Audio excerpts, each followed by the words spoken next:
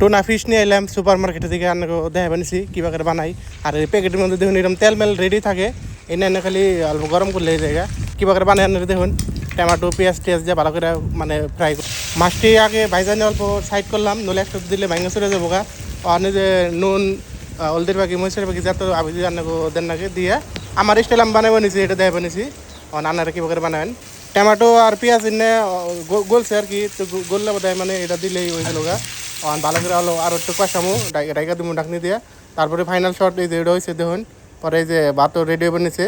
মচ্ছিতে যাবো ওয়াশিং মেশিনে কটা কাপড় ডাললাম, পরে পানিটা চালু করতেছিলাম ঠান্ডা হইবার নিকে। গোসল টোসল দিয়ে এই যে আমি লাগাই ডাব যেটা আতর এটা লাগাই রান্নাবাড়ি সব রেডি করে মসজিদে যাবেন নিচে জুমার নামাজ পড়বার।